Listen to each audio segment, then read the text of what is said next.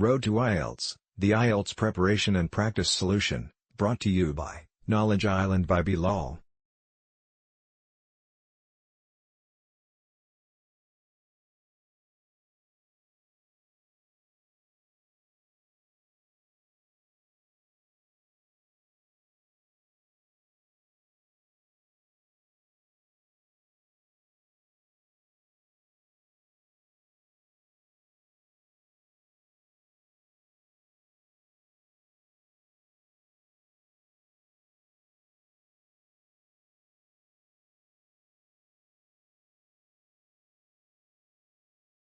Please change the volume using the bar in the top right corner. Click Continue when you hear the sound clearly.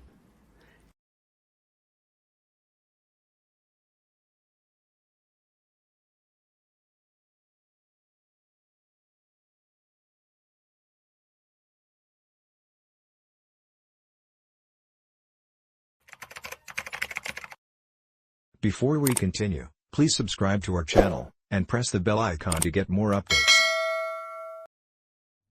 You will hear a number of different recordings, and you will have to answer questions on what you hear. There will be time for you to read the instructions and questions, and you will have a chance to check your work. All the recordings will be played once only. The test is in 4 sections. At the end of the test, you will be given 10 minutes to transfer your answers to an answer sheet. Now turn to Section 1. Section 1. You will hear a conversation between an assistant librarian and a woman who wants to use the internet in the library. First, you have some time to look at questions 1 to 6.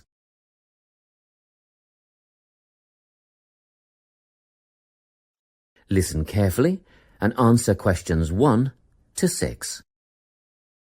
Good morning.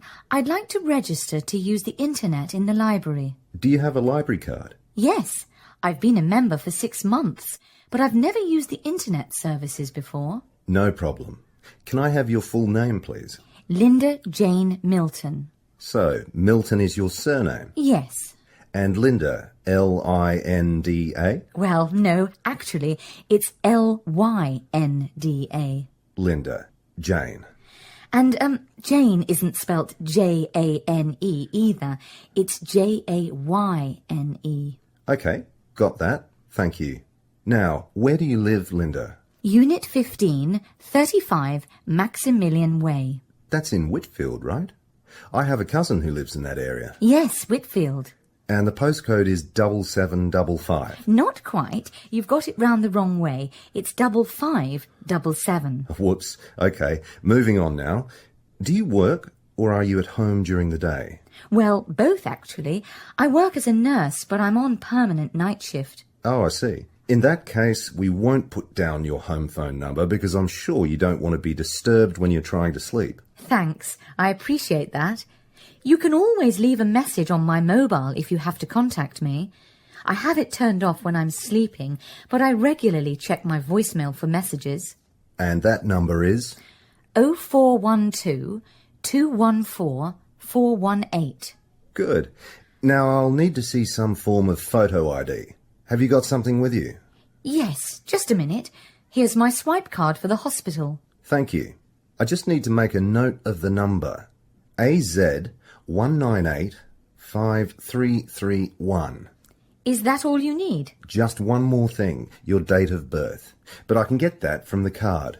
One moment. Look, I'm afraid you haven't copied it down correctly. I was born on the 25th September 1975. What have I written? Oh yes, I see it now. I've got the 25th of the 8th month, but that would make it August. Thanks for spotting the mistake.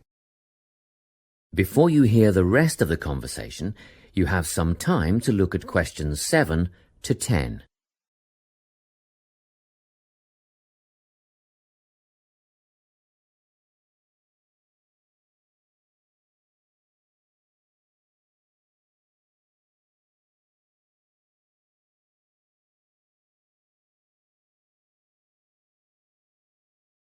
Now, listen and answer questions 7 to 10.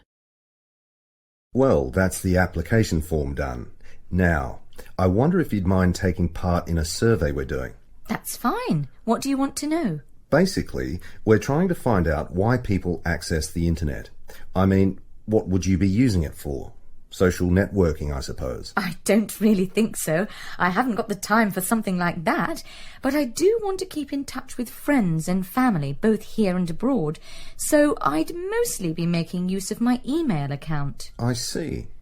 A lot of students come in here to do research. Is that something that you might be doing? I think the internet is a great tool for research, but it's not something that interests me at the moment. What about checking out a new job? A lot of my friends use the internet for job hunting, and they say it's the best way to look for a new position. I'm quite settled where I am, though. You can get access to the other classifieds, can't you? Trade and exchange, that kind of thing? Yes, and I'm told it's a very popular way of buying and selling these days. Well, I'll definitely be using it for that. Thanks a lot. Now, do you have any questions? Is there a charge for the service? It used to be free, but we've decided to set a one-off payment of $15 for the initial registration. Oh, that's not bad at all. One more thing. Is there a time limit for each session, like half an hour or something? Oh, it's better than that. One 60-minute session per day. Quite generous, really, but we're very strict about it. I'd rarely spend more than 45 minutes on the internet at any one time, so that'll be more than enough. Thank you. That is the end of section 1. You now have half a minute to check your answers.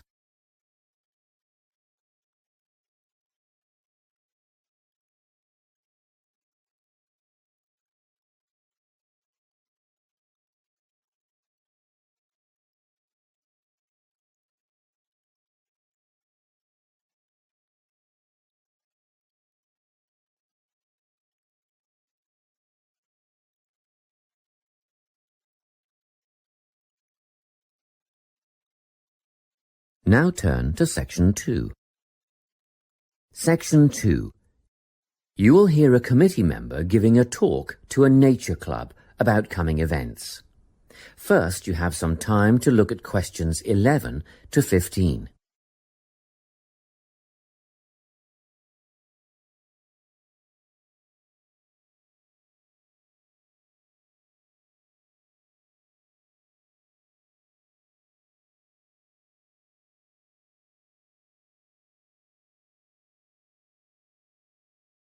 Listen carefully and answer questions 11 to 15.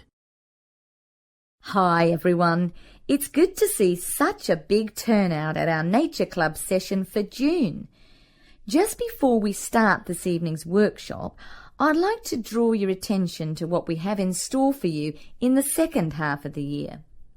First of all, the guided bushwalk. This is always a favourite. Starting out on the Springvale Plateau and continuing down into a section of the State Conservation Area. Last year, we invited children aged 8 and over if they came with a parent, but the track has been washed out in a few places since then, and it can be quite rough. So, this year we considered restricting it to adults only. However, on reconsideration, the committee has now decided to recommend it for all bushwalkers who are over the age of 12. Another very popular option is the bird observation walk. We'll be searching for both migratory and native birds as we walk through tidal marshlands and mangroves, and you can expect to get your feet uncomfortably wet and muddy if you don't wear rubber boots. These are a must.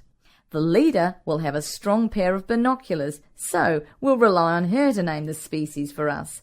And we've ordered some bird identification books that you may wish to purchase at a later date. From the bush to the swamp, and now to the sand dunes. Our leader will help us identify plants native to the local area, as well as some invasive weed species. We'll be asking for volunteers to help pull out the weeds where possible, so a pair of sturdy gardening gloves is essential. Spades and other tools will be provided. It could get very hot and you'll need water, plenty of it, but a local business owner is willing to provide bottled water free of charge. The next outing, Bush Tucker, is a new one. Have you ever wondered what life in this country would have been like 200 to 2,000 years ago? Well, come on this trip and you'll find out how the indigenous inhabitants used local plants as food and medicine. Because lunch is included in this trip, there will be a small charge per person. We had originally thought $7 would cover the basics, sausages and bread followed by tea and coffee, but then we thought a few different cuts of meat and salad would be nice, and that brought the price up to $12 a head. At one stage we even contemplated including seafood, but that would have been a bit too expensive, around $15, so meat and salad it is. We expect this to be a popular event, so we'll need advance bookings to organise the catering. Please let us know your intentions by the 10th of November, and be aware that we'll require prepayment by the 15th of November. You can still change your mind and get a refund up to the 25th of November, but after that date, if you pull out, you'll forfeit the money paid. Before you hear the rest of the talk, you have some time to look at questions 16 to 20.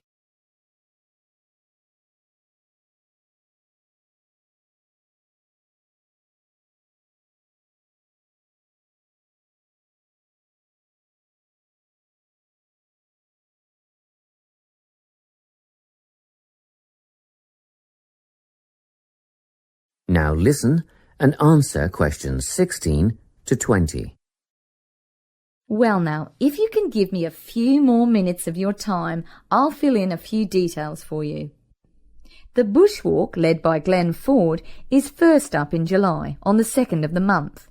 It'll start from Springvale as usual, but this year we'll be setting off in the morning at 9:15, and we'll get back at 1 in the afternoon.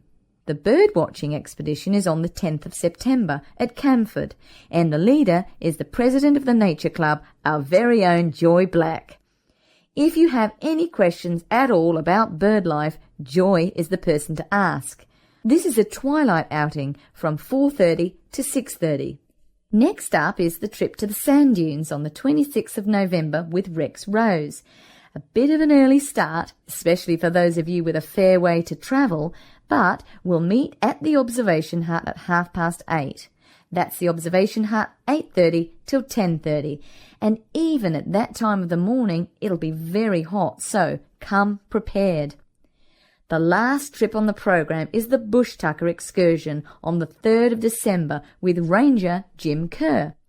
This will be at Carson Hills, and the presentation and demonstration will take place from 10 a.m. till 11:30, but be prepared to stay on for the barbecue and Bush Tucker lunch at 12 o'clock. I expect we'll wind up at 2, and you can head for home at that time. Well, that's all I have to tell you. A booklet will be mailed out to you later with those events, dates and times, but don't wait, put them on your calendar now. That is the end of section 2.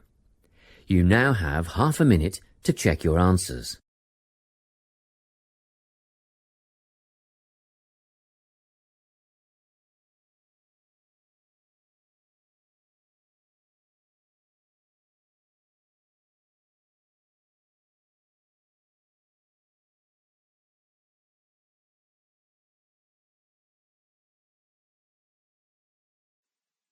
Now turn to Section 3. Section 3. You will hear a conversation between a science tutor and 2 first-year students who are being given some practical tips for conducting experiments. First, you have some time to look at questions 21 to 25.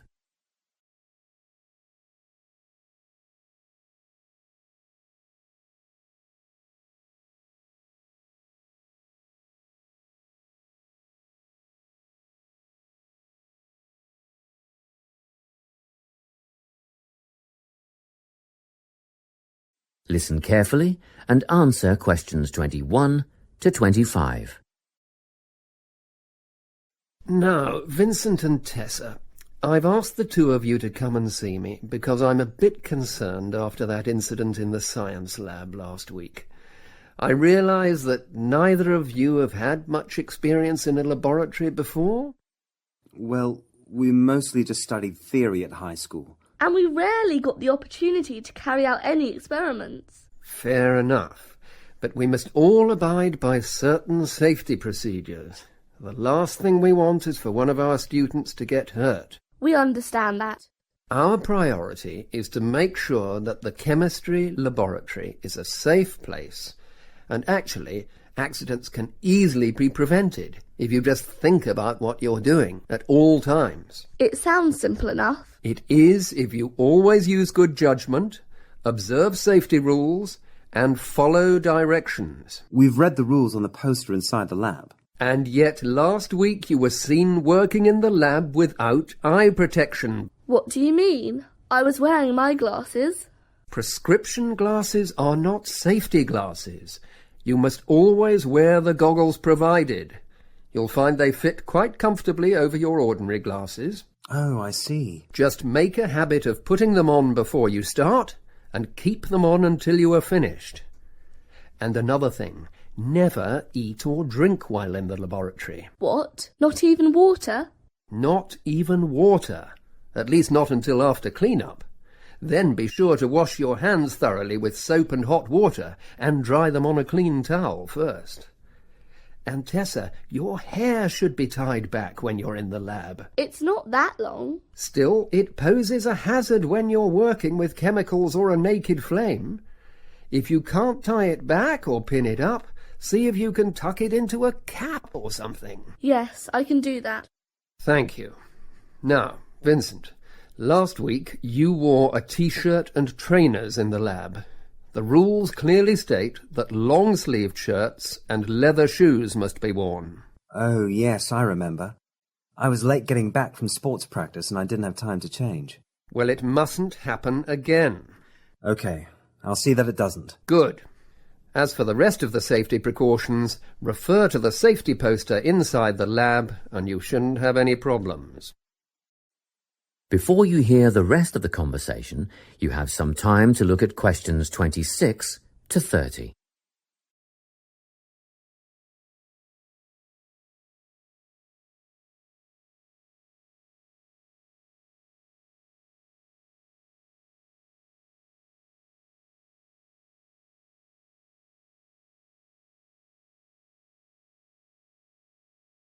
Now listen and answer questions 26 to 30.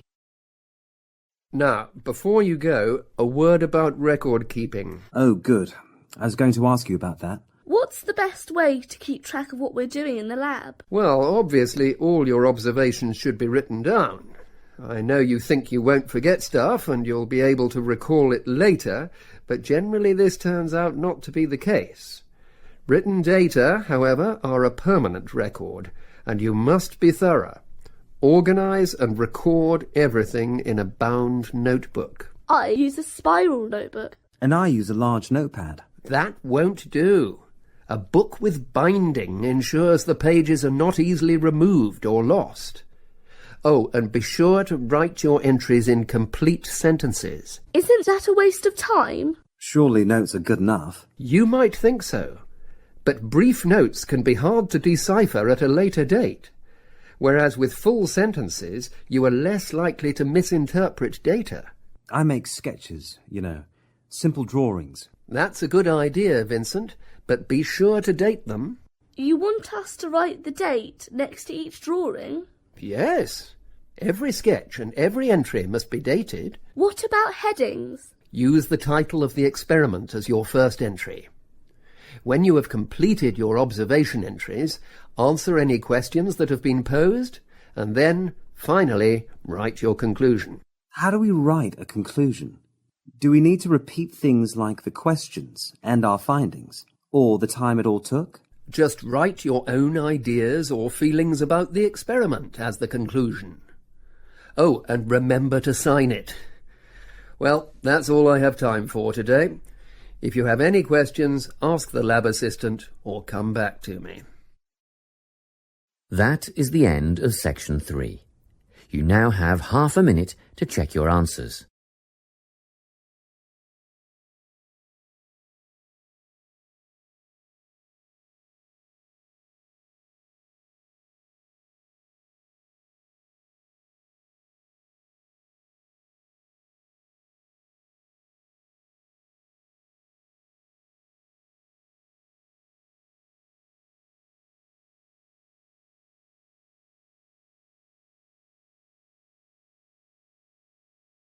Now turn to Section 4.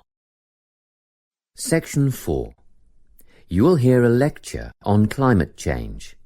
First, you have some time to look at questions 31 to 40.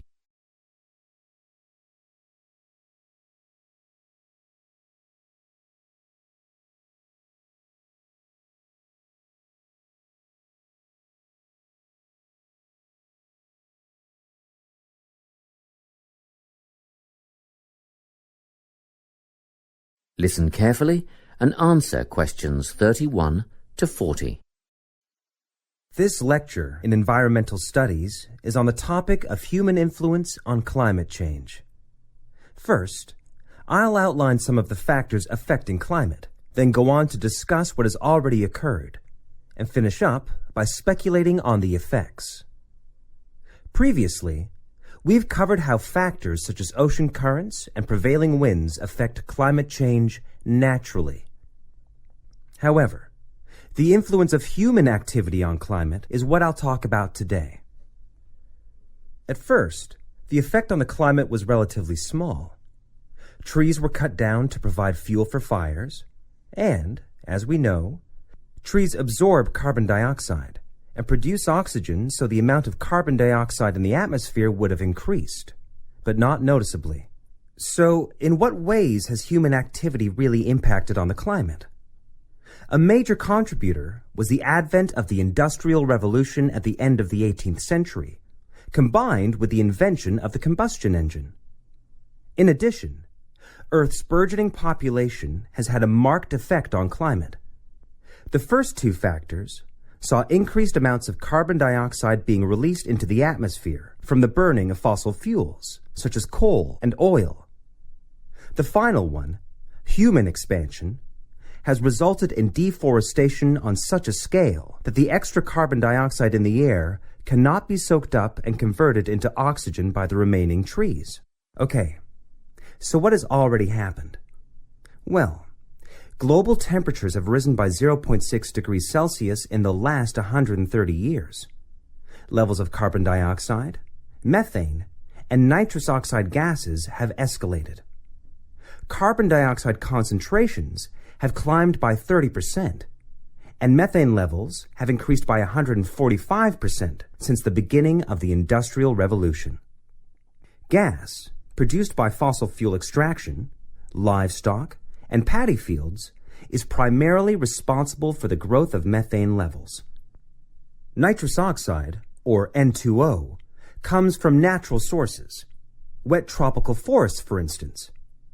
But it is also produced by human-related activities, such as agriculture, which uses synthetic nitrogen fertilizers, rubbish disposal systems, and vehicle emissions. How do gases like carbon dioxide and methane affect the climate? Well, this is what we call the greenhouse effect. Under normal conditions, the sun's rays hit the Earth and some are reflected back into space. However, these gases, CO2 and methane, create a barrier in the atmosphere, which prevents a proportion of the sun's rays from being reflected back into space. And, instead, the gases become trapped in the atmosphere. It's simple, really. Because the sun's rays can't escape, the Earth heats up. What are the possible effects?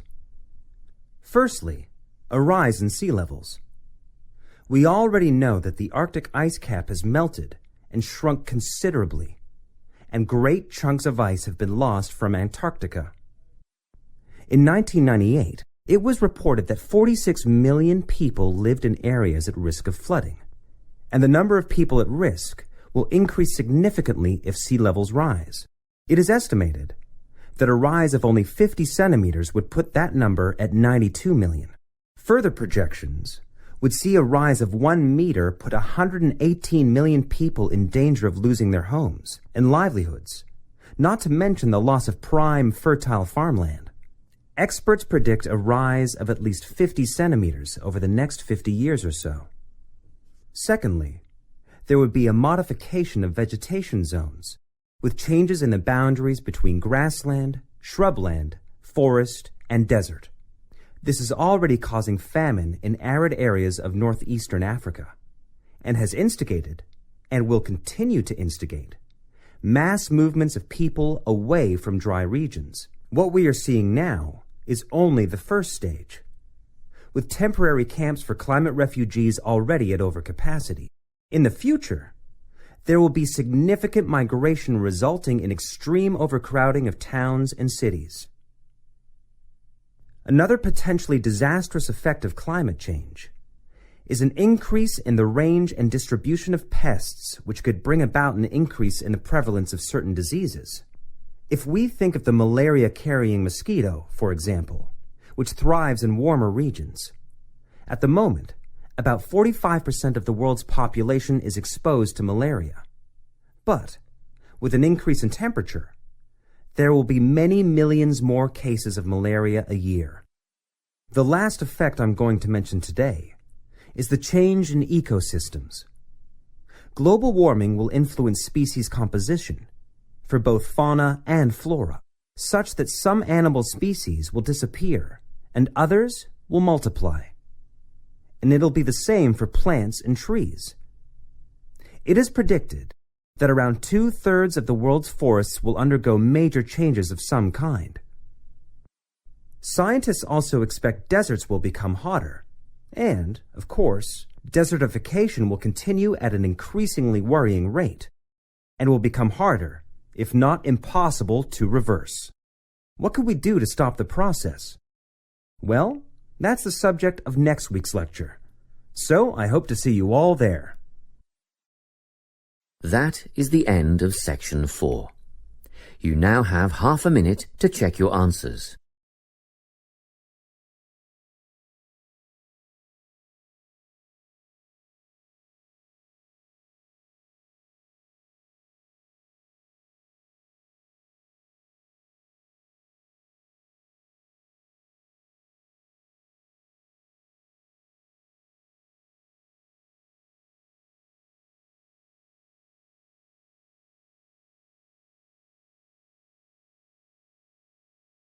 That is the end of the listening test.